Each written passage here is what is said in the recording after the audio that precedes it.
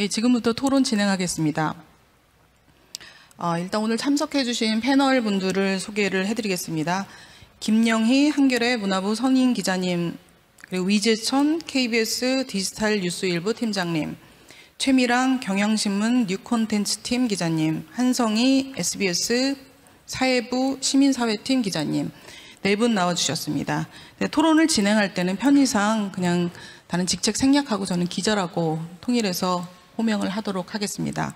사실 이게 보시면 아시겠지만 우리가 오늘 다루는 이 다양성 주제에 맞게 연령이라든가 성별이라든가 경험들이 다 다양한 분들이 이렇게 참석을 해주셔가지고 오늘 토론 굉장히 풍부하게 잘 이루어질 걸로 기대를 하고 있습니다. 예, 그래도 되겠죠? 예, 제가 일단 질문을 던지고 이렇게 답변을 하시는 걸로 그렇게 이제 진행을 하려고 하는데요. 그러니까 첫 번째 질문, 그러니까 제가 발표한 내용들을 포함해서 뉴스룸의 다양성과 포용에 관한 그 각자의 생각을 실제 현장에서 부딪히는 어떤 실사례들을 가급적 포함해서 말씀을 해주셨으면 좋겠습니다. 먼저 김영희 기자님부터. 네, 김영희입니다. 발표자 얘기를 들으면서 우리가 이제 뉴욕타임스 얘기 그만하자고 했는데 참 저도 이거에 대해서 막 구체적인 사례를 보시면 알겠지만 제일 연령도 높고 연조도 높고요. 그래가지고 많은 실패 경험을 갖고 있는 사람으로서 나왔는데 아주 구체적인 사례보다는 저는 왜 이게 한국 언론에서 특히 잘 해결이 되지 않고 계속되고 있고 어떤 양상으로 나타나는지 그런 이야기를 좀 해보고 싶어요. 제가 최근까지 12년 동안 이른바 데스크를 하면서 이제 작은 부서도 하고 큰 부서도 하고 뭐 마지막에 편집국 부국장도 하고 여러 가지 규모의 사람들과 관할을 하면서 고민했던 부분이라서요.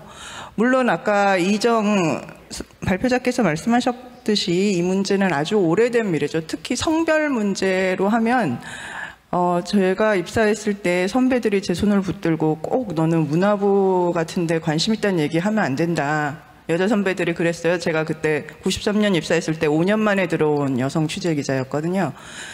그랬는데 그거 말고도 그 다음에 뭐 저희 여성 선배들이 워낙 훌륭하셔서 막 사장실로 쳐들어가서 여자 기자들 정치부, 사회부 보내달라 그런 것도 하고 그랬다고는 해요. 근데 그것보다 사실은 콘텐츠적으로 보면 더 엉망이었을 것 같아요. 제가 나중에 들은 얘기인데 91년에 김학순 할머니 증언이 처음 위안부 증언이 있을 때 이제 담당 기자가 이제 가서 취재를 하고 기사를 쓰고 그러는데 물론 한겨레는 썼지만 그 당시 언론사 대부분의 분위기는 어떻게 창피하게 그런 회견을 하냐라는 얘기도 적지 않았다고. 물론 사회적으로 그랬죠. 사회적으로 그랬지만 저는 기자들이 그랬다는 거에 약간 나중에 듣고 조금 충격을 받았는데 그런 문화였어요. 그래서 그런 의미에서는 오래된 미래지만 사실 저는 아까 말씀하셨듯이 아주 본격화된 건 최근 한 5년이라고 생각을 해요. 근데 그거는 어떻게 보면 한국 사회에서 MZ세대 등장이나 이제 86세대에 대한 비판 본격화, 막 세대 갈등 이런 이야기가 나오는 거랑 정확하게 저는 궤를 같이 하고 있다고 생각을 합니다. 그래가지고 특히 언론사에서 이제 일단 MZ세대라고 불리는 인원들이 늘어난 게 있고요. 또 하나는 개인적으로 생각하는 거는 저희가 아마 촛불이 저는 우리가 뭐 흔히 말하는 거대 담론의 마지막 시기가 아닌가 생각을 하는데 그게 지나면서 아주 다양한 목소리들이 사회적으로 나오게 되는 것 그런 것들도 당연히 언론사라는 하나의 회사에도 영향을 미치고 있다고 생각을 합니다. 근데 아까 제가 처음에 한국 언론적 특징이라는 얘기를 좀 드렸잖아요. 근데 그게 뭔가 조금 생각해 봤는데 뉴욕타임스 아까 얘기했듯이 인상적인 게 뉴욕타임스는 자기네들이 그걸 인위적으로 변화를 시켜요. 우리가 왜냐? 더 사람들한테 공감을 일으킬 보도를 하기 위해서 콘텐츠를 좋게 하기 위해서 우리는 뉴스룸이 바뀌어야 돼라는 거를 하는데 한국 언론은 그게 거꾸로예요. 이게 왜 필요한지 잘 모른 데다가 사실 뉴욕타임스는 인위적으로 구성을 변할 수 있는데 우린 그건 아니에요. 그냥 수습 시스템이 있을 뿐이야. 한국 언론들은 외국에선 경력을 하기 때문에 자기네들이 인종도 다양하게 하고 성별도 다양하게 하고 이런 생각을 하는데 우리는 그냥 들어오는 사람을 뽑아요. 근데 그건 예전부터 있었는데 예전엔 아무런 문제가 없었는데 요즘에 왜 이렇게 시끄럽지? 왜 이렇게 안 맞지? 왜 이렇게 삐걱거리지? 그러고 있는 거예요. 그러니까 어떤 한국 언론이 의식적으로 이 인적 구성을 변화를 의도했다기보다 그냥 예전처럼 했는데 뭔가 다른 애들이 들어왔어. 막 이런 식이 아닌가? 그러다 보니까 문제도 이렇게 제도나 시스템을 외국처럼 우리가 근본적으로 바꿔야 돼라는 것보다는 일단 큰 소리가 나면 안 된다. 뭐 성명 사태가 나면 안 된다. 예를 들어 그런 리스크 관리보다는 조금 더 이제 진지하게 생각하지만 그런 식으로 자꾸 미봉책으로만 반복되고 있는 상황이 아닌가. 저는 일단은 그게 한국 언론에서는 가장 큰 것 같고, 근데 그냥 한겨레 기자로서 저의 이제 제가 고민했던 부분을 변명을 하자면, 그걸 모르는 바는 아니지만 그게 우리의 독자층과 정확하게 어떻게 우리의 변화가 컨텐츠 변화로 연결되고 독자들한테 전달되지에 대한 확신을 잘 못 갖는 것 같아요. 아직 기본적으로 우리는 한국 언론들이 자기 독자층을 잘 분석을 못 하거든요. 그런 데이터도 없고 그냥 막연하게 우리는 우리가 옳다는 거를 우리가 올바르고 민주적이라고 생각하는 가치를 쓰면 모든 사회 사람들이 좋아할 줄 알았는데 이제는 점점 그런 시대가 아니잖아요. 독자들도 다양해지기도 하고 서로 바라보는 진실이라는 것도 달라지고 그렇기 때문에 한겨레에서는 그런 고민은 저는 많았던 것 같아요. 그게 꼭 한겨레뿐만 아니라 아마 한국 언론 전반적으로 그러지 않을까. 만약에 사회적으로 독자들이 니네들 정말 다양해지고 포용성 있고 그래야 돼라는 게 조금 더 명확하게 온다면 언론사들은 독자 없이는 생존할 수 없기 때문에 더 이런 제가 지금까지 말했던 어떤 미봉책이나 이런 것보다는 조금 더 근본적인 변화로 나아갈 수 있지 않을까라고 생각합니다.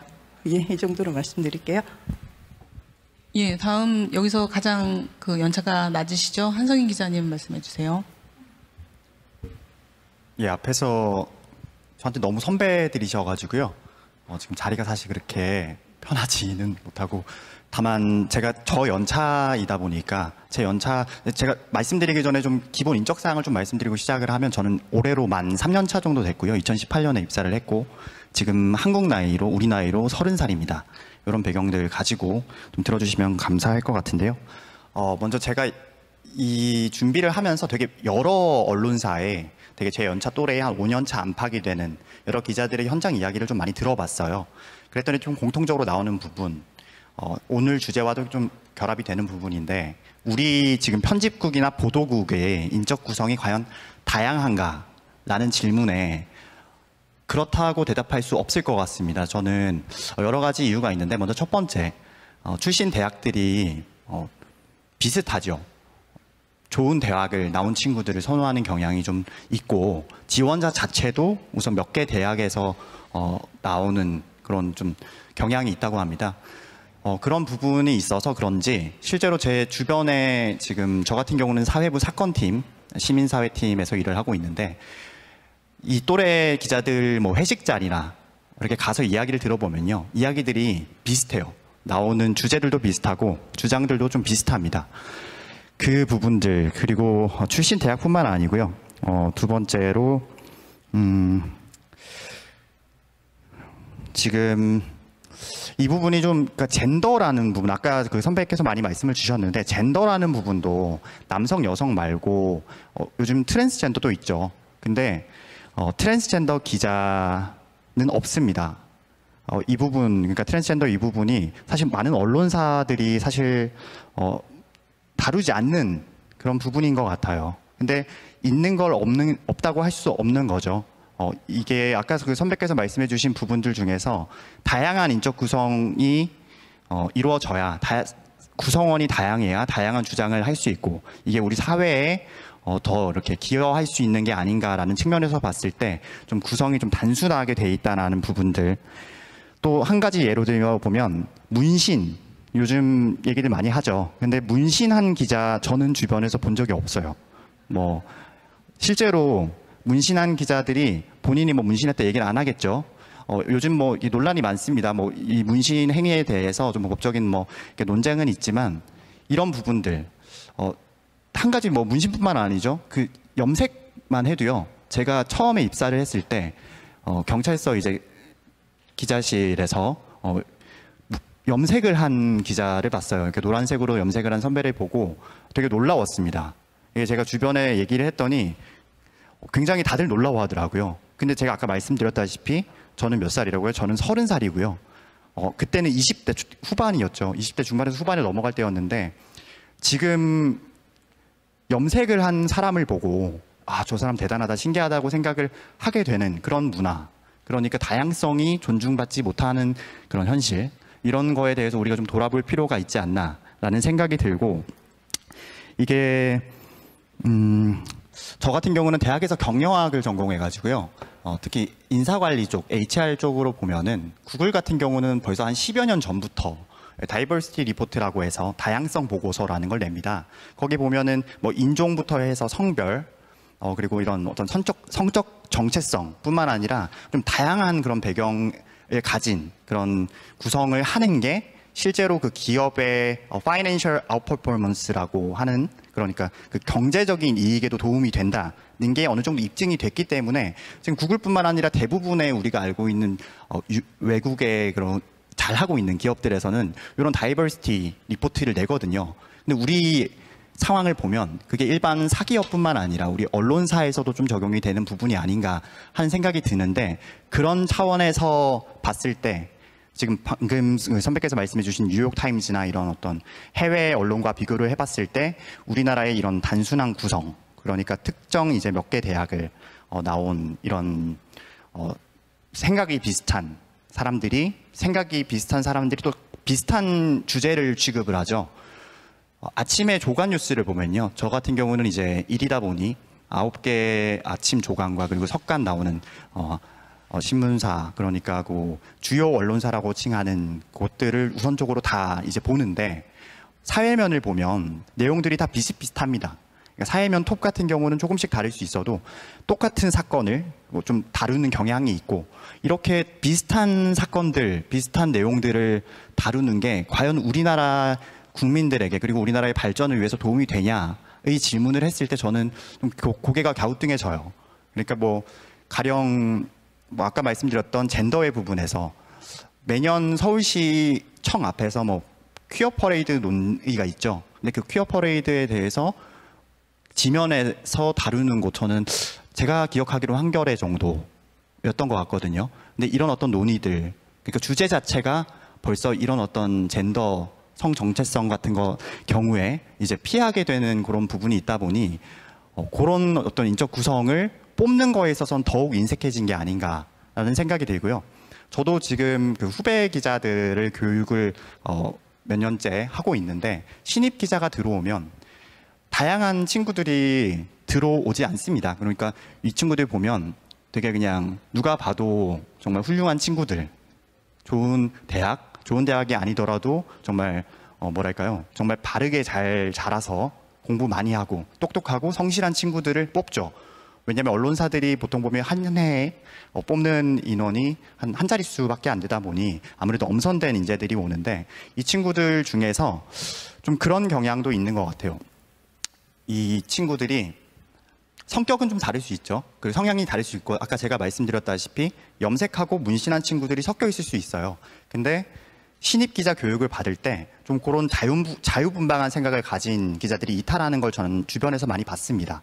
언론사를 막론하고 이 신입 기자 교육 자체가, 우리나라 지금 언론사들이 따르고 있는 이 교육 자체가 좀 일반인 분들이 직접 그걸 겪어보시기에는 정말 말도 안 되게 이 강도가 높다라고 느끼실 수 있어요. 그러니까 그냥 경찰서에 가서 뭐 사건을 알아와라 라고 좀 지시를 내리고 이게 좀 퇴근을 하는 경우들이 있는데, 요즘 그 피의 사실 공표라고 해서 경찰서에서 피의 사실을 알려줘서는 안 되는 게 굉장히 좀 돼 있고요. 예. 그러다 보니 지금 이 교육 자체가 좀 달라질 필요성, 그리고 이런 인적 구성을 다양화할 필요성, 이런 것들이 우리 언론 내부의 어떤 분위기뿐만 아니라 우리 시청자 그리고 독자들을 위해서도 결과적으로는 필요한 일이 아닌가라는 생각이 듭니다. 네, 다음 최미란 기자님 말씀해 주십시오. 안녕하세요. 경향신문 최미란 기자이고요. 이렇게 중요한 자리에서 일단 발언의 기회를 얻게 되어서 영광으로 생각합니다. 아마 제가 이 자리에 나올 수 있었던 것은 제가 뉴 콘텐츠 팀에서 일하기 때문인 것 같아요. 저는 2015년에 입사해서 이후에 쭉, 그러니까 소위 출입처라고 불리는 출입처에 배치되어서 신문 지면을 제작하는 소위 사람들이 기자라고 생각하는 일을 주로 하다가 이제 뉴 콘텐츠 팀에서 2년 차로 일을 하고 있는데, 그래서 더 다양성이나 포용성에 대해서 드릴 말씀이 좀 많아가지고 말이 조금 빠른 것 같은데 이해를 해주세요. 방금 이제 발제를 해주신 부분에 거의 너무 공감이 많이 되는데, 그건 아마 제가 뉴 콘텐츠 팀에서 일을 하기 때문에 더욱 그런 것 같습니다.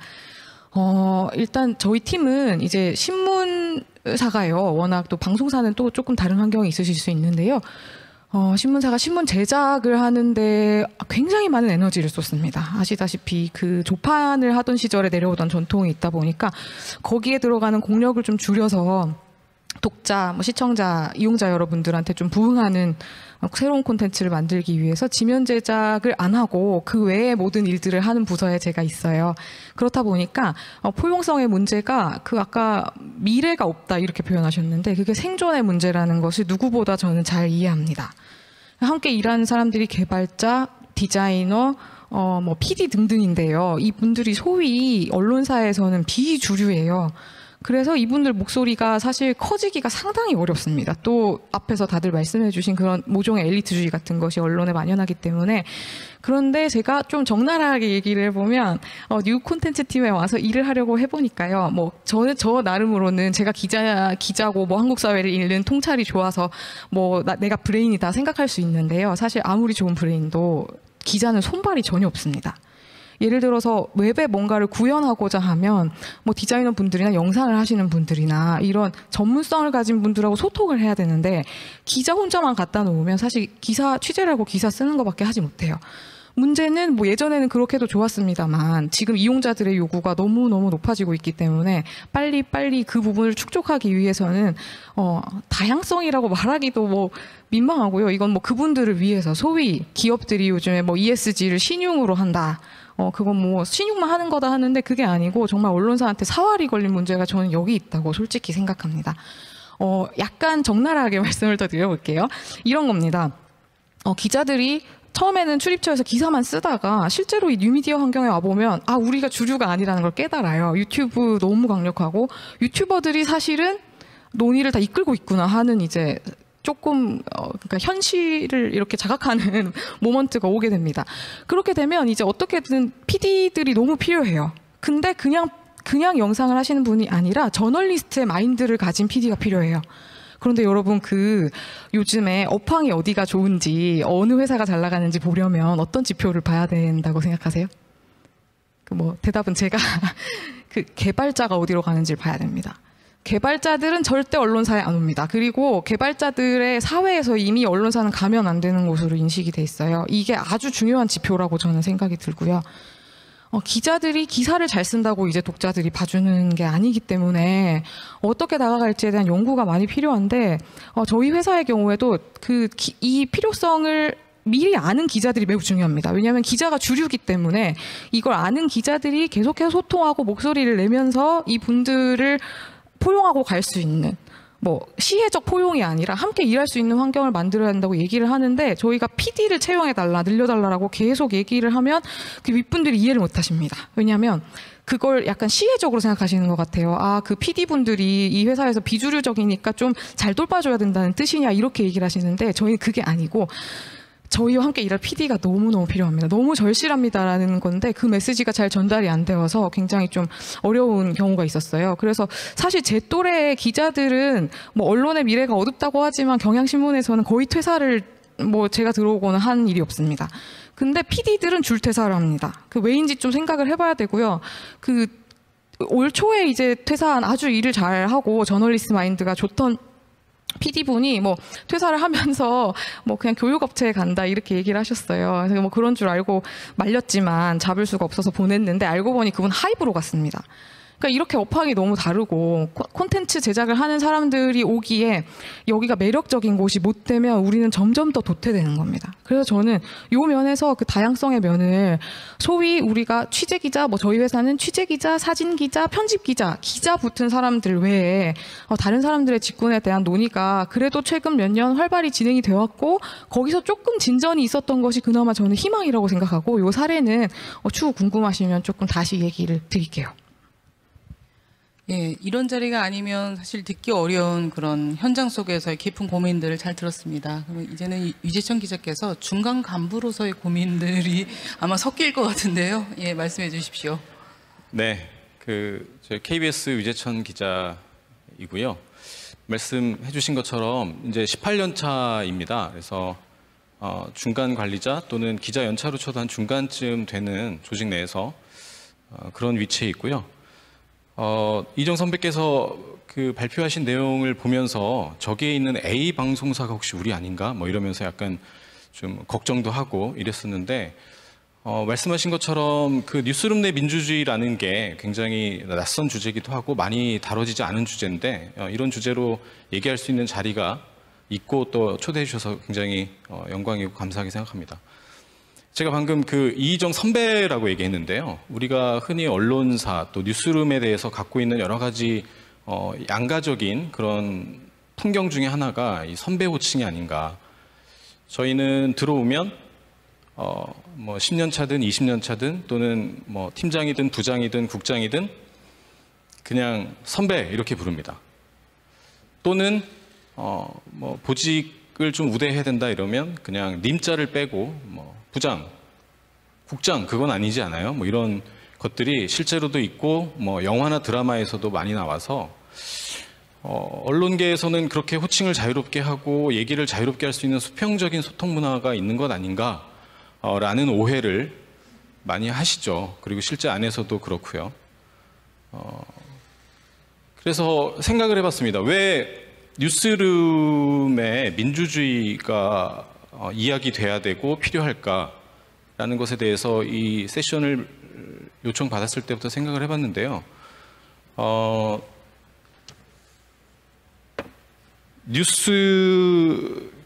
우리 이정 선배는 발표하실 때 리더십에 대한 얘기를 많이 해주셨습니다. 결국 아마 제가 되게 존경하는 선배고 그 조직의 어떤 혁신과 이런 걸 위해서 굉장히 많은 목소리를 내신 걸로 제가 알고 있고요. 그러다 보니까 어떤 부딪힐 수밖에 없는 유리천장 같은 결국 리더가 바뀌고 리더십이 바뀌어야 이것들도 좀 바뀔 수 있겠구나라는 결론을 내실 수도 있겠다는 생각이 들었는데요.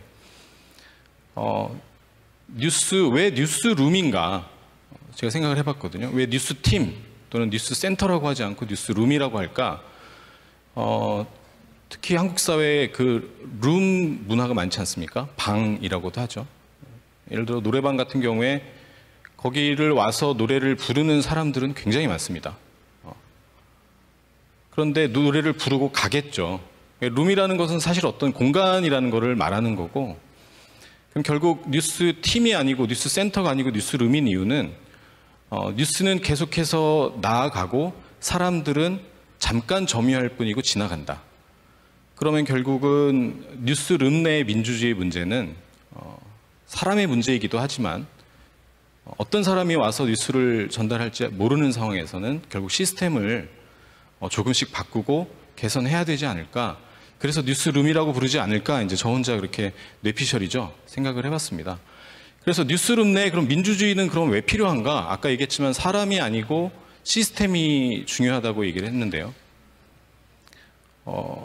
뉴스룸 안에서는 어떤 다른 조직과 다르게 뭐 물건을 만들고 상품을 팔고 하는 것이 아니라 개념과 가치가 충돌하는 곳이잖아요. 그렇기 때문에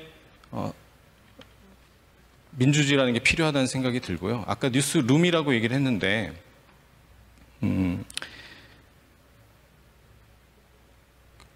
이정 선배도 말씀하셨지만 뉴스룸에 과연 민주주의가 필요한가 이 생각도 들었습니다. 실제로 이제 민주주의 하면 이제 소통이 잘 되고 어떤 합리적인 의사결정, 투명한 의사결정 이런 걸 얘기할 텐데요. 기자들은 굉장히 일사불란함을 요구하고 되게 효율적으로 움직여야 되는 조직이기 때문에 성과를 잘 내는 팀, 그런 성과를 잘 내는 부서에서는 볼멘 소리가 없더라 이런 얘기도 많이 합니다.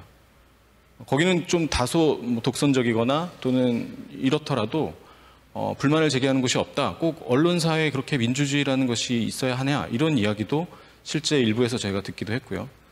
근데 아까도 얘기했지만 결국 사람의 문제가 아니라 시스템의 문제라면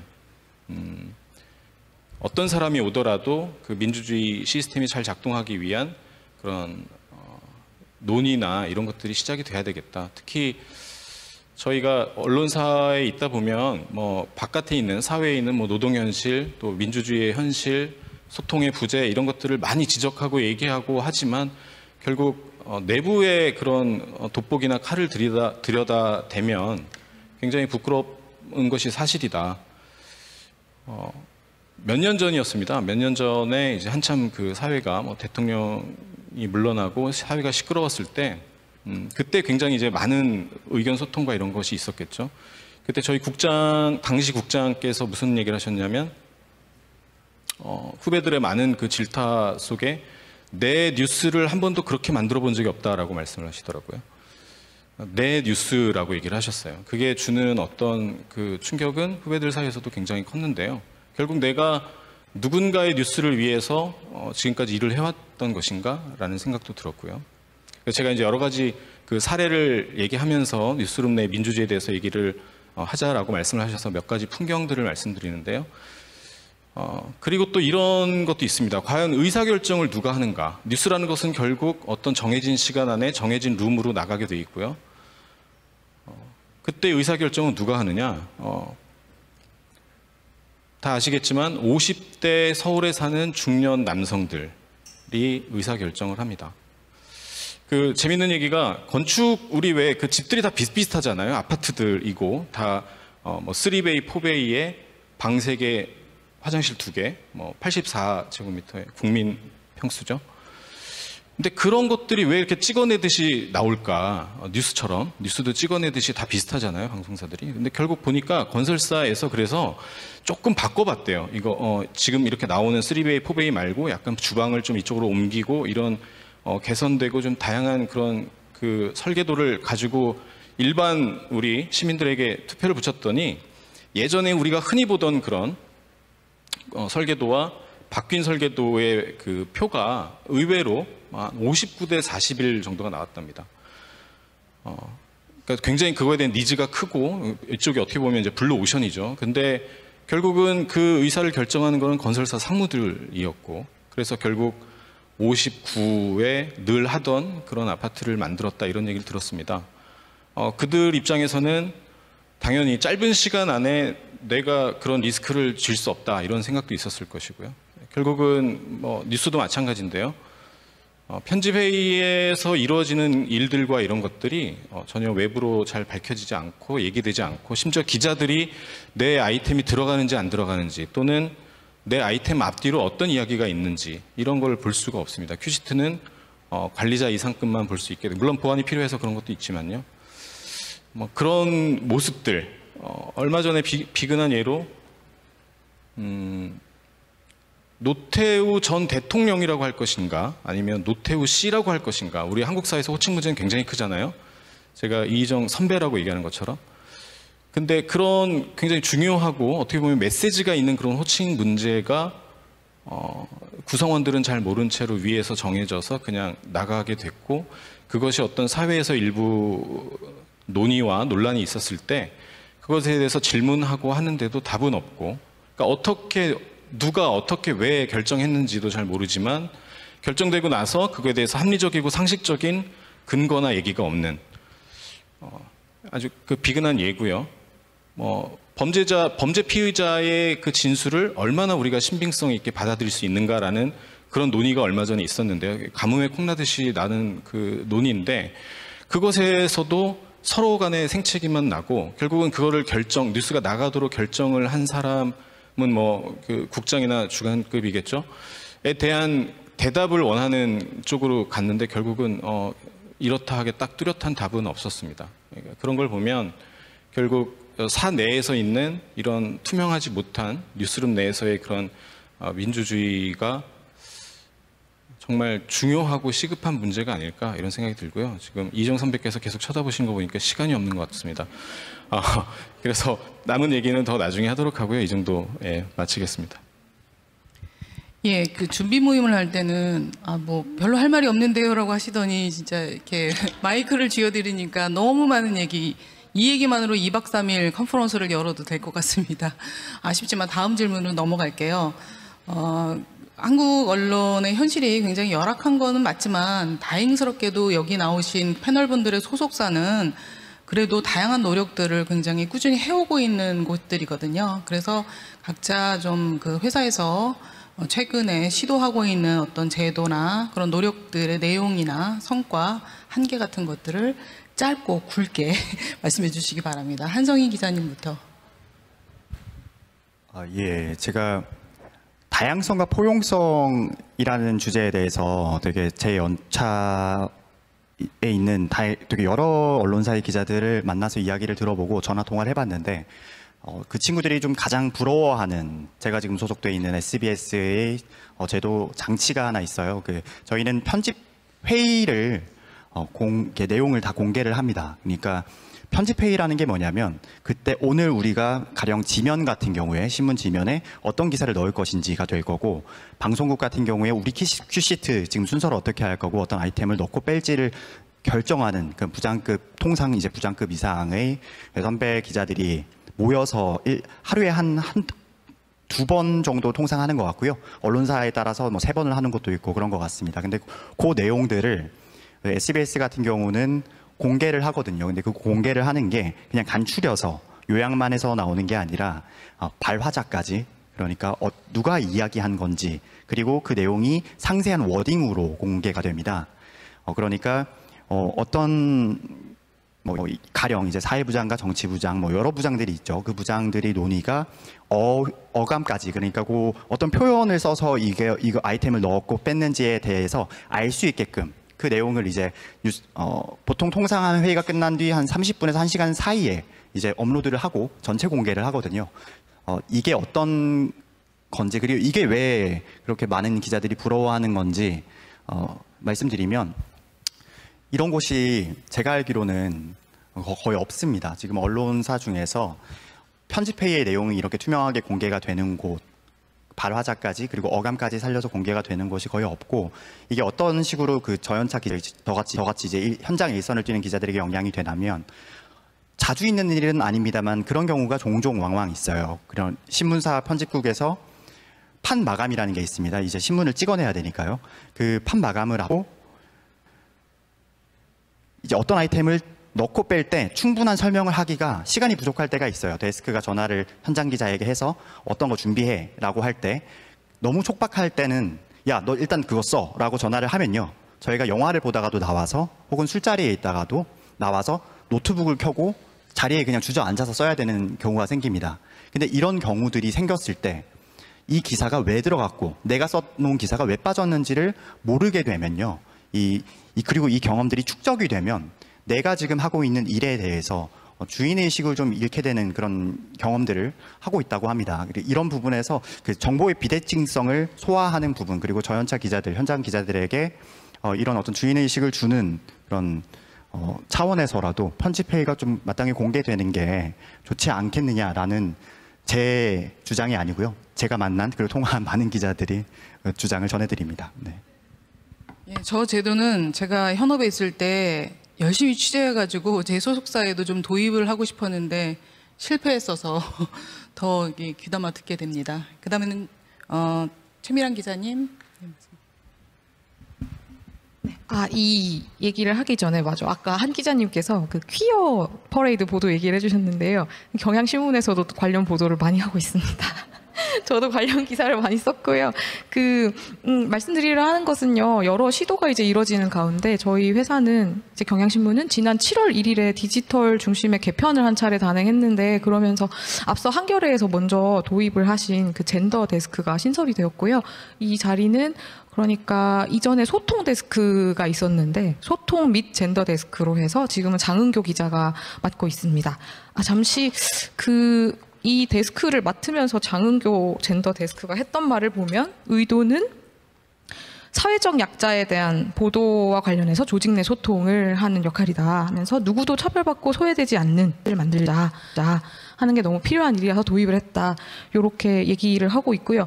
사실 저희가 계속 요구를 많이 해왔습니다. 이제 사실은 이런 생각도 들어요.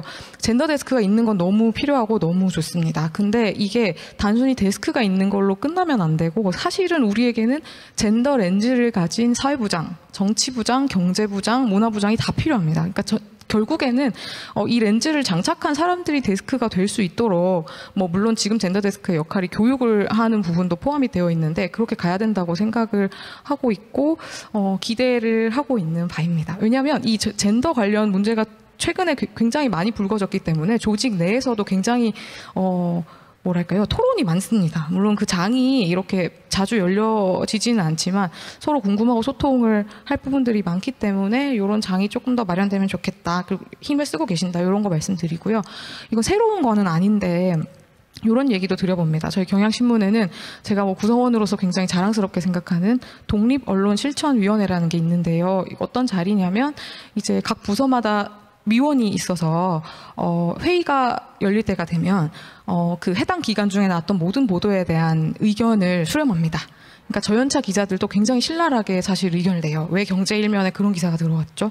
광고를 받았나요? 라든가 왜 이런 큰 사안에 대해서 어디는 보도를 했는데 우리는 작게 썼느냐, 이런 것들을 모아서 제시하고, 그다음에 국장단에 질의를 하면 국장단이 이것에 대해 답을 내놓아야 합니다. 상당히 국장단에게는 굉장한 부담이 사실 지워지는 일이고 이 자리를 굉장히 중요하게 생각하고 있습니다. 근데 요즘에 느끼는 점은 이제 아까 촛불 이후의 얘기를 조금 나눠주셨는데요. 저도 공감하는 것이 이제 시대적 요구도 그렇고 또 기술의 변화도 그렇고 독자 이용자들이 기존의 프레임으로 뭔가를 보는데 굉장히 진부함을 느끼고 반감도 많이 느낍니다. 근데 우리 구성원들 또한 이 사회의 일부이기 때문에 우리 시민사회의 일부인 기자 구성원들도 마찬가지입니다. 그래서 편집국 내에서도 굉장히 의견이 다양해요. 그렇다 보니 독실이가 더 활발해지기는 하는데 여기서 어려운 점은 무엇이냐 하면 저도 개인적으로 굉장히 고민하는 부분인데요. 이런 논란과 갈등이 발생했을 때 어떻게 하면 구성원들이 이것을 좀 건설적이고 생산적인 논의로 가져갈 수 있을까? 서로 핥히지 않고, 예를 들어서 이 보도가 어떠했느냐를 놓고 얘기를 하다 보면 우선 국장단이 해명을 하게 되어 있지만 기자 개인들이 굉장히 상처를 받습니다. 왜냐하면 바깥에서 이미 기레기라는 소리를 충분히 들었기 때문에 안에서 또 이제 이 보도가 왜 나왔느냐 하는 것이 행여나 이제 기자 개인의 바이라인을 단 기자 개인에 대한 공격으로 되거나 할까봐 서로 좀 상당히 말을 꺼리게 되는 분위기가 최근에 생기는 게 아닌가 하고 조금 걱정을 하고 있어요. 그래서 어떻게 하면 이 다양성과 포용성을 가진 사회와 닮은 다양성이 있는 구성원들을 유지하면서 또 이걸 건설적으로 좀 갈등을 생산적으로 이어지게 해볼까 하는 게 좀 저에게도 화두인 것 같습니다. 예, 다음 위재천 기자님 말씀 듣겠습니다. 네, 제가 앞부분에 발표할 때 저희 지금 현 국장 얘기를 했는데요. 보고 계시다면 저는 국장 굉장히 존경하는 선배고요. 네, 그리고 보고 계시다면 우리 앞에 발표했던 그 SBS 같은 경우에 편집회의를 발화자까지 어미까지 공개하고 있는 것이라든가 아니면 우리 젠더 데스크, 소통 데스크, 위원회 등등 하는 것들도 좀 잘 참고해 주시길 바라면서 제가 KBS 같은 경우도 그런 노력들을 굉장히 많이 하고 있습니다. 보고 계시죠, 국장?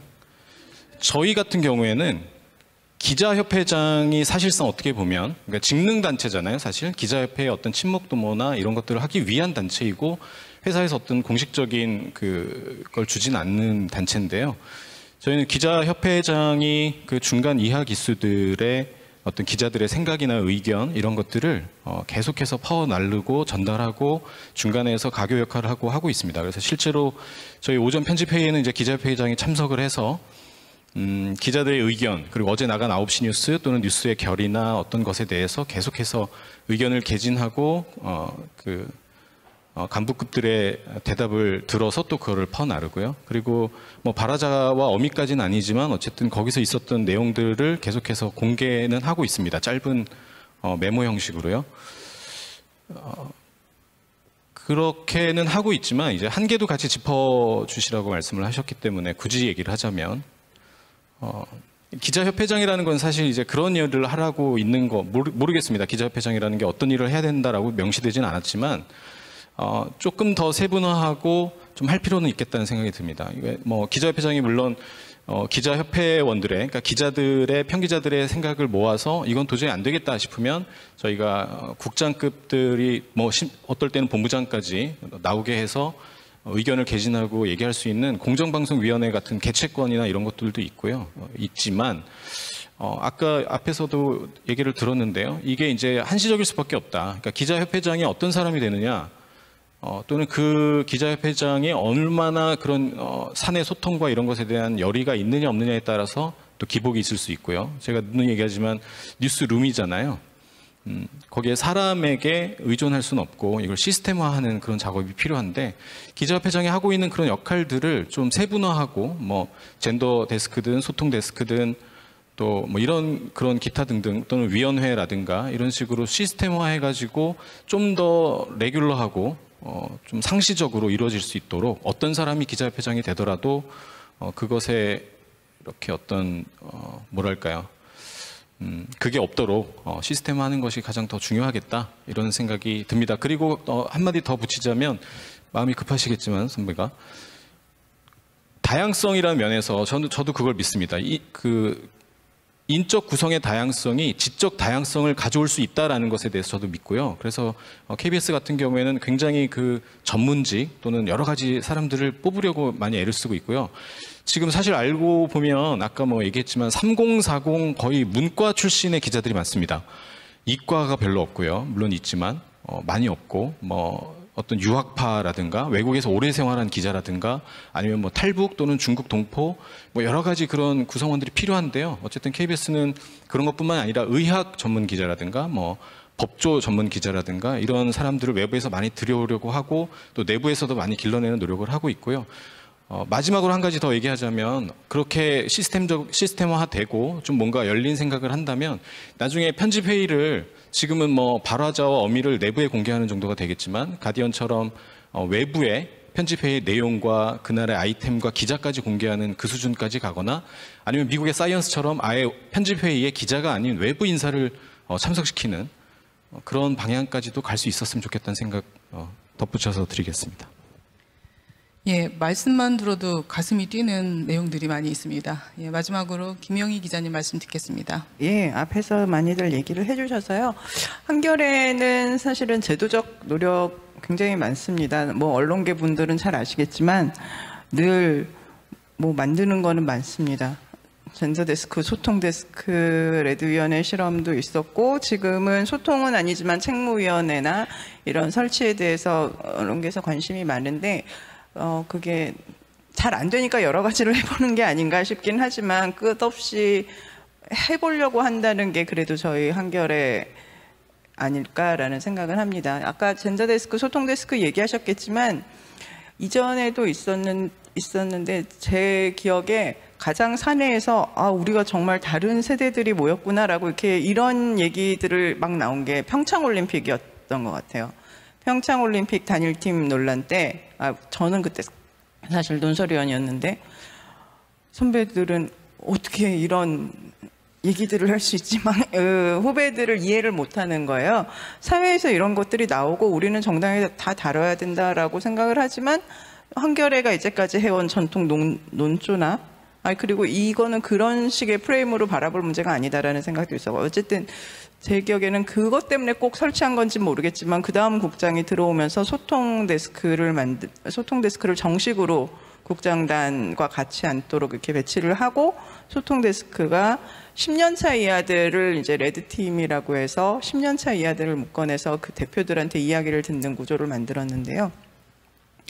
10년차 이하 아마 그리고 그걸 보면 이제 10년차랑 우리가 너무 다르구나라고 느꼈으니까 그랬겠죠. 그런 이야기를 정식으로 들어야겠다고 생각을 했는데 뭐 아시다시피 저희 조국 논란 때 굉장히 큰 좀 갈등이 표면화가 됐었고 그 이후에는 아예 그 레드팀이라기보다 10년차 이하 중에 상근자를 국장단에 둬서 같이 편집위원 회의도 들어오고 그들이 그거를 그대로 올리거나 뭐 전달하기 요약해서 전달하기도 하고 의견이 있으면 국장단한테 다시 피드백을 하기도 하고 이런 시스템을 몇 달을 하다가 또 작년 들어서는 레드위원회 방식이 아닌 다시 소통 젠더 데스크 젠더 데스크는 그 전에 생겼어요. 2019년에 이제 저희가 젠더 데스크라는 이름을 둔 이유는 그 전부터 한겨레에 굉장히 젠더 팀을 둬야 된다는 얘기가 많았고 2016년 강남역 이후에는 보도가 너무 많은데 저희 나름대로 잘한다고 생각했는데 저희들도 스스로 보도 표현이나 이런 거에 대해서 안에서 헷갈리는 게 많은 거예요. 그러니까 이거를 어떤 식으로 해야 될지에 대해서 고민들도 많고 또 적극적으로 한겨레가 젠더 팀을 만들어야 된다는 요구가 계속 많았는데 그게 장단점이 있다. 팀을 따로 만드는 게 뭐 이런 논의를 하다가 넘어가다가 젠더 데스크가 생겼고 레드위원회 거쳐서 소통 젠더 데스크 이런 식으로 계속 되고는 있습니다. 아까 편집회의 공개를 얘기를 하셨는데 저는 그게 왜 아까 처음에 한성희 기자한테 그게 많이들 보나요? 그랬던 게 사실 한겨레는 이미 그 노조 미디어국장이 들어오도록 되어 있습니다. 편집회의에 들어와서 공개하고 그냥 공개하면 되는데 문제는 처음에 편집국장 바뀌고 노조 바뀌면 처음 애들은 좀 들어오다가 점점 안 들어와요. 잘 안 들어오고 레드위원회도 했던 친구들 이야기를 들어보면 이거를 우리가 이렇게 시시콜콜 다 알아야 될까 이런 하면서 약간 그런 동력들이 떨어진 게 있는데 왜 꼭 그렇지만은 않겠죠. 그걸 원하는 사람들도 있었을 텐데 뭘 만들어 놓을 때는 굉장히 우리가 이게 필요한 방법이라고 만들어 놨는데 막상 잘 지속되지 않는 거는 아까 처음에 발표자가 말했듯이 바쁘다는 게 제일 큰 거예요. 너무 우리가 지금 이 젊은 기자가 여기서 이것 때문에 상근을 해도 되는 거야? 막 이런 문제들이 항상 치이다 보면 이거는 자꾸 뒷전으로 물러나죠. 민망하지만 그렇습니다. 저희 막 소통 데스크가 여러 가지 다른 일도 하고요. 뭐 기사도 쓰고요. 꼭 소통과 관련되지 않은 기사도 쓰고 그런 경우들이 있습니다. 그게 인력 상황이라 핑계를 댈 수밖에 없긴 하지만 그런 상황이라서 잘한다고 하긴 그렇고 하나 참고로 말씀드린다면 저희는 이게 꼭 다양성을 위해서는 아닌데 그 내부에서 다양성을 해결하기 참 어려운데 올해 초에도 또 조금 회사에서 일이 있었을 때 여러 가지 제도들을 얘기를 하다가 공감 토론회라는 걸 해보자. 그래서 외부 전문가를 불러서 아주 신랄하게 한겨레에 대한 이야기를 듣는 거예요. 그거는 그냥 보도 논조뿐만 아니라 니네 이제 하는 뭐 이런 갈등들이 나올 때마다 보여주는 한겨레의 모습이나 근데 그게 저는 되게 좋다고 생각한 게 내부에서는 계속 얘기를 해도 접점이 완벽한 갈등의 해소라는 거는 불가능한데 제3자들이 저렇게 보는구나 독자들이 우리를 이렇게 보는구나라는 기준이 어느 정도 생기면 접점을 찾아 나가기가 더 쉽거든요. 그래서 되게 전 기대를 했는데 코로나 때문에 딱 한 번만 하고 지금 중단되어 있는 게 아쉽습니다. 예, 이렇게 모아서 얘기를 해보니까 또 아닌 것 같으면서도 다양한 노력들이 이제 꾸준히 이어지고 있는 것 같아서 참 반갑습니다. 시간이 많다면 더 많이 얘기를 좀 나눴으면 좋겠는데 아쉽지만 마지막 질문을 드릴게요. 이게 우리가 이제 한탄만 하고 문제점만 지적하고 넘어갈 수 없으니 이제 앞으로 좀 잘해보자는 의미에서 이것만은 꼭 아니면 이것부터 한번 시작해보자라는 그런 과제들을 한 가지씩 1분 정도 시간으로 말씀을 좀 해주시겠습니다. 최미란 기자님부터 해주실래요? 네. 빨리 하겠습니다. 저 2개 말하고 싶은데 하나는 둘 다 제가 할 수는 없는 거예요. 근데 제가 정말 절실하게 말하는 것은 그 말씀드린 다양성, 포용성과 관련된 조직 내 포지션들이 있습니다. 예를 들어 소통 젠더 데스크가 제일 그렇고, 사실 아까 그 김 선배께서 말씀하신 것처럼 그 소통 데스크가 하는 일이 너무 많아요. 민원 고충 처리반 수준이에요. 거의 모든 갈등의 중심이 되기 때문에 굉장히 일의 부하가 심하고 하기 때문에, 그리고 디지털 부문의 일을 맡는 사람들 역시 마찬가지입니다. 디지털 부문의 부문장을 맡거나 하는 분들은 그 신문사의 그 과거로 돌아가려고 하는 굉장한 관성과 싸우기 위해서 굉장히 일을 많이 하셔야 되는데, 정작 이 일에 대한 평가는 사실 예전의 저널리즘 기준으로 하면은 자꾸 박해질 수밖에 없어요. 왜냐하면 뭐 특종을 터뜨렸느냐, 뭐 이런 거랑 조금 결이 다르잖아요. 그래서 제가 바라는 바는 이 자리가 자칫 유리절벽이 되지 않도록 유능한 사람을 데려갈 수밖에 없어요. 그걸 이해할 수 있는 사람은 유능하기 때문에 굉장히 유능한 사람을 그 자리에 앉혀놔도 계속 실패하게 되는 구조를 바꾸기 위해서 이런 걸 제안드려 봅니다. 될지는 모르겠지만 그 승진을 시키실 때 좀 그런 부분에 크레딧을 주시라, 이렇게 말씀드리고 싶어요. 젠더 데스크 한 사람은 빨리 국장 단다, 이런 인식 정도가 있으면은 좋지 않을까. 디지털을 안 거쳐본 사람은 국장이 될 수 없다, 이런 거 좀 도입하셨으면 좋겠고요. 두 번째로 저 공채 기수 문화를 좀 대체할 만한 어떤 소속감과 동료 의식을 공유할 만한 시스템이 빨리 전 언론사적으로 조금 나왔으면 좋겠습니다. 여기까지 말씀드릴게요. 예, 위재천 기자님. 네, 1분인데요. 저는 다 좋은 말씀 많이 해주실 것 같아서 좀 다른 화두를 던져보려고요. 개념과 가치가 충돌하는 뉴스룸 안에서 민주주의가 되려면 많이 섞여야 되거든요. 개념과 가치라는 거는 자꾸 충돌이 돼야 더 나은 방향으로 갈 수 있다고 믿음이 있고요. 그러려면 지금 언론사의 공간의 문제, 지금 빌딩에 그냥 사무실에 이렇게 나와 있고요. 다들 뭐 출입처에 나가 있거나 해서 대화가 없습니다. 저희가 얼마 전에 자유좌석제라는 거를 실시했는데요. 물론 공간이 부족해서기도 하지만 좀 더 자유롭게 이렇게 해보자라고 했는데, 결과는 그 팀장과 부장만 같이 모여 있고 사무실에 들어오면 계속 먼 곳부터 채워지는, 네, 똑같습니다. 그래서 언론사는 어쨌든 좀 더 계속 섞여야 되니까, 우리 뭐 제약회사에서 가장 성과를 잘 내는 사람들을 보면 프로 잡담러라고 하잖아요. 막 청소부랑도 이야기를 나누고 옆 부서랑도 전혀 상관없는 부서랑도 얘기를 하고, 이제 그런 대화가 많이 되려면 일단 뉴스룸에 그 물리적인 공간부터 좀 더 오픈형, 우리가 왜 BBC나 CNN 같은 곳을 보면 뉴스룸 보셔서 아시겠지만 구글에서 이미지 검색해 보시면 전부 층고가 높고 한 2, 3층 되는 곳을 다 뚫어서 이렇게 다 한눈에 보일 수 있게 만들어 놨습니다. 하버드 건축대학에 있는 스튜디오나 이런 것들이 다 그런 구조거든요. 창의성도 있지만 서로 믹싱되라. 미국 그 높은 빌딩이 있는 그 동부가 아니라 저층, 지진 때문에 낮게 짓는 그 건축물 쪽에서 창의적이고 그런 그 IT 실리콘밸리가 있는 이유와 비슷한데요. 결국 언론사도 그렇게 좀 오픈돼 있고 서로 다 볼 수 있는, 서로 섞이는 그런 공간과 룸을, 이거 어떻게 보면 되게 부차적인 문제긴 하지만 그런 것도 좀 생각을 해볼 수 있었으면 좋겠다, 이런 화두를 던지겠습니다. 예, 좋은 의견입니다. 예, 김영희 기자님. 예, 저는 지금까지 했던 얘기랑 비슷한데요. 다양성 보고서도 굉장히 저는 좋다고 생각하는데, 서울대가 처음으로 대학에서 다양성 보고서를 도입한 다양성위원회에 참여를 제가 처음에 했었는데, 처음에 이거 뭐 그냥 성별조사 이런 거 해서 무슨 의미가 있나 했지만, 그런 거를 낸다는 것 자체가 굉장히 자기들 조직에 대해서 투명하게 사회 밝히는 거잖아요. 언론사라면 이제 독자들한테 밝히는 거라서 그 작업은 진짜 해봤으면 좋겠다는 것과, 아까 계속 말했듯이 사실 내부만으로 아름다운 화합, 소통은 저는 불가능하다고 생각합니다. 그러니까 독자들이나 전문가, 제3자 좀 이런 시선들을 많이 끌어들이고 한다면 조금 더 상처들을 내지 않고, 이 기준으로 했구나 우리가, 그래서 이 기사를 매일 이 기사가 왜 들어갔나 빠졌나 다 설명할 수는 없거든요. 그 기준에 대한 합의점만 있다면 좀 갈등은 줄어들지 않을까 생각합니다. 예, 한성인 기자님 대미를 장식해 주시죠. 예, 앞에서 선배들께서 너무 좋은 말씀 많이 해주셨는데, 우선 첫 번째로는 인적 구성 자체, 보도국과 그 편집국의 인적 구성 자체가 다양하게 돼야 되는 게 첫 번째인 것 같고, 또 다른 이야기를 좀 한 가지 하고 싶은 게, 이걸 지금 보고 계시는 그 시청자분들 그리고 독자분들이 계시다면 기자들에게 조금 더 너그러워지셨으면 좋겠어요. 그러니까 어떤 부분이냐면, 아까 말씀드렸다시피 저는 문신 있는 기자, 염색한 기자, 그리고 트랜스젠더 기자가 나와야 된다고 봅니다.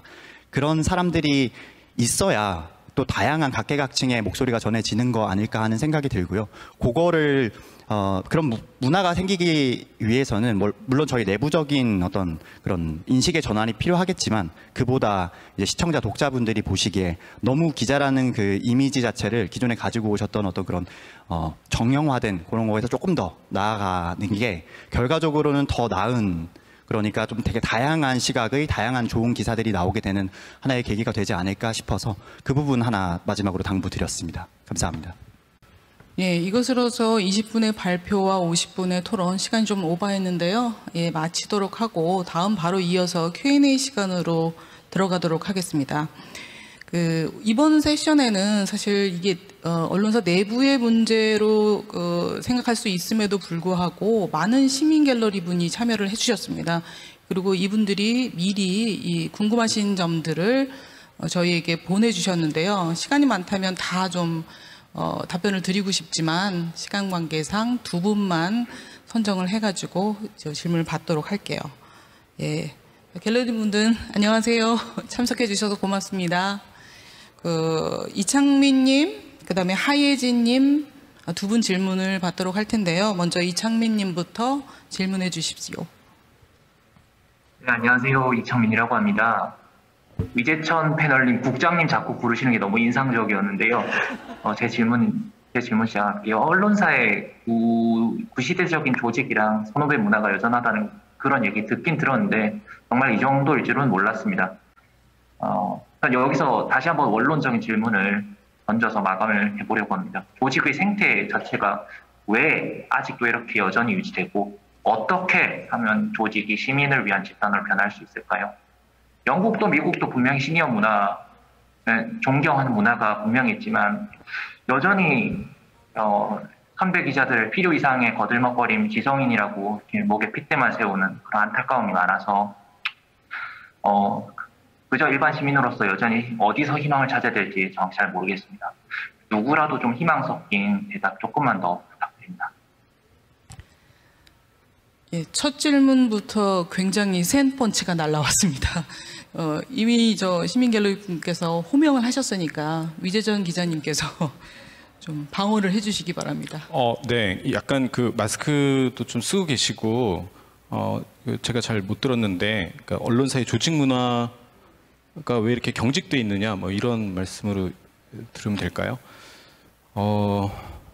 거들먹거린다라는 말만 되게 크게 들렸습니다. 예, 반성하고 있고요. 글쎄요, 그거는 조직 내부에 있는 사람들이 잘 못 볼 수도 있는 부분이고 오히려 외부에서 보시는 분들이 더 잘 보실 수도 있다고 생각이 되는데요. 짧게 얘기하자면 저는 지금 디지털 뉴스 팀의 팀장을 맡고 있는데 저희는 뭐 MZ 세대를 위한 그런 신개념 뉴스 채널 같은 것도 하고 있고, 뭐 댓글 읽어주는 기자들, 경제한방 이런 유튜브 향 또는 디지털 향의 컨텐츠들을 만들고 있는데요. 제가 그 말씀을 드린 이유는 저희는 우리 PD들 제작자들과 아이템을 발제하고 할 때 투표를 합니다. 자유롭게 발제를 하고 그 다음에 투표를 하게 되는데요. 그게 민주주의다, 민주주의는 다수결이다 이 말씀을 드리려고 하는 게 아니라 그렇게 하기까지 시행착오를 많이 겪었습니다. 저는 18년차 기자고 우리 MZ 세대를 타깃으로 하니까 당연히 20대 중후반, 많아야 30대 초반인 우리 제작자분들하고 갈등이 많았고요. 오늘의 주제와도 통하는데 세대 갈등. 처음에는 제가 뭔가 가르쳐줘야 되고 가이드해야 되고 따라오라고 해야 될 것 같았어요. 근데 실제로 제가 그렇게 해보니까 조회수 폭망, 악플, 무관심, 악플보다 더한 무플, 고민을 했습니다. 그리고 제작자들은 제작자대로 불만이 있었고요. 왜 우리가 낸 거를 네 마음대로 킬하고 또는 너의 입맛에 맞게 바꾸느냐. 그래서 결국은 낸 결론은 그래 그럼 발제하고 그거를 다수결로 한번 해서 해보자. 저는 이제 가이드만 하고 저도 n분의 1로 투표를 하고 지금 그렇게 한 지 한 1년이 넘었는데요. 저희는 나름 만족하고 있습니다. 제 생각에는 아까 어떤 분이 유튜브 댓글로 제가 시스템 얘기를 했더니 자꾸 시스템을 강조하면 사람에 대한 책임과 이것들이 더 묻기 어려워진다라는 지적도 해주셨는데 공감하고요. 그런데 이런 시스템을 만들어 놓으니까 이런 시스템은 사실은 저의 반성에서 기인을 하고요. 우리 시청자께서 말씀해주신 기자로서의 거들먹거림, 내가 많이 안다는 어떤 그런 엘리트주의 이런 것들이 저도 모르게 있었지 않았을까. 그럼 다른 그 언론계에서는 그런 것들도 더 많았을 테고요. 우리 그 전날 세션에 있었던 것처럼 이제 뉴스가 대화가 되고 소통이 돼야 되듯이 우리 그 좀 경직돼 있는 이 조직 문화가 영화에 나오는 또는 드라마에 나오는 선배 그건 좀 아니잖아요라고 얘기할 수 있는 그런 곳으로 가야 된다라고 저도 생각하고요. 지금 젊은 기자들도 90년대생이 온다 이런 거 있잖아요. 실제로 실감하고 있습니다. 어린 저연차 기자분들도 우리 저 한성희 기자처럼 선배들 국장한테도 큰 소리도 치고 또는 생각이 다르면 얘기도 하고, 물론 그게 계속 치다가 좌절되면 더 깊은 그 침묵으로 가겠지만 그러기 전에 저희도 그렇게 되지 않기 위해서 이런 세션에도 참여하고 제가 국장도 얘기하고 하는 겁니다. 그래서 조직 문화가 경직된 건 사실이고요. 그런 것은 앞으로 계속해서 발전되고 개선될 거라고 저도 믿고 있고요. 시청자분께서도 계속 관심 갖고 지켜봐 주시면 좋을 것 같습니다. 예, 답변 감사합니다. 두 번째 질문도 이제 제가 사전에 파악한 바로는 관계된 질문이어서요. 하예진님 질문을 듣고 그다음 같이 또 이어서 답변을 드리도록 하겠습니다. 네, 안녕하세요. 하예진이라고 합니다. 토론 동안에 다양성이나 뉴미디어 문화에 대해서 다양한 얘기가 나왔었는데, 제가 생각한 것도 요즘 사람들이 다양성을 잘 접할 수 있는 영상 플랫폼으로 이동하고 있는 시대라고 생각해요. 이런 시대의 변화에 적응하기 위해서 언론사의 조직 문화는 어떻게 변화하고 있는지 궁금합니다. 예, 질문 다 하셨습니까? 네. 예. 이 부분에 대해서는 우리 그 최미란 기자님이 좀 하실 말씀이 있을 것 같은데요. 꼭 이 질문 아니더라 앞 질문과 관련해서 말씀해 주셔도 좋습니다. 위계 또 디지털에 대한 뭐 종합적인 부분을 말씀드리면 될 것 같은데요. 정말 변화가 더딘데도요. 또 돌이켜 보면 변화한 것도 있습니다. 그리고 언론사가 정말 섬같이 느껴질 때가 있어요. 되게 그러니까 비언론인들하고 정말 다른 생각을 한다. 좀 이상하다. 이런 생각이 들 때도 있지만 한편으로 또 그 언론사도 섬일 수는 없습니다. 그러니까 외부 환경에 굉장히 민감해요. 예를 들면 시민사회가 바뀌면 언론사도 바뀔 수밖에 없습니다. 그래서 제가 우선 좀 당부드리고 싶은 사항은, 이제 뉴스 가치에 대한 평가가 이용자 중심으로 변하게 되면 어쩔 수 없이 그 일을 하는 사람들한테 힘이 실립니다. 그러니까 뭐 기레기라고 욕하시는 것도 이해가 되지만 마음에 드는 좋은 보도한 기자 많이 칭찬해 주시고 신문 영상도 많이 봐주시고 영상 더 필요해요, 이렇게 저희가 어필할 수 있도록 좀 도와주시면 좋겠습니다. 그리고 제가 이런 말씀 드리고 싶어요. 저희 경향신문은 사원주주 회사라서 편집국장한테 투표를 합니다. 그러니까 신임을 얻지 못하면 편집국장이 될 수 없는데요. 요렇게 정리할 수 있어요. 좀 제 말이 좀 셀 수도 있는데요. 후배를 조지는 선배는 국장이 될 수 없다. 왜냐면 지금 MZ 세대에 대한 리더십은 절대로 조지기만 해서는 이게 되지가 않습니다. 말을 정말 끌고 갈 수는 있는지 모르겠지만 물을 먹일 수 없는 것처럼 자기가 더 창의적, 창발적으로 일을 하게 하려면 그걸 잘 도와줄 수 있는 리더가 너무너무 필요하기 때문에 내부적으로 그런 것도 있고요. 그 위계에 대해서도 희망적인 거 말씀드릴게요. 이게 희망편인지 절망편인지는 좀 들으시기에 따라 다를 수도 있는데, 제가 경향에 입사했던 2016년에 아직까지 하리꼬미가 있었습니다. 아마 들으시면은 정말 좀 경악하실 텐데, 성별에 상관없이 모든 수습 기자들이 경찰서에 한 방에 먹고 자면서 숙식하는 게 수습 기자 6개월 동안의 통과 의례였는데요. 제가 입사할 때 경향신문에서 이걸 없앤다고 화제가 됐습니다. 그러니까 경향이 하리꼬미를 없앤다, 이게. 근데 지금 생각해 보시면 완전 딴 나라 얘기, 뭔가 다른 곳 얘기 같잖아요. 근데 당시에는 하리꼬미를 안 하면 기자답지 못하다, 기자로서 역량이 부족하다, 이런 우려와 비난에 저희가 입사를 했다는 점을 지금 기억해 보면 굉장히 이상하잖아요.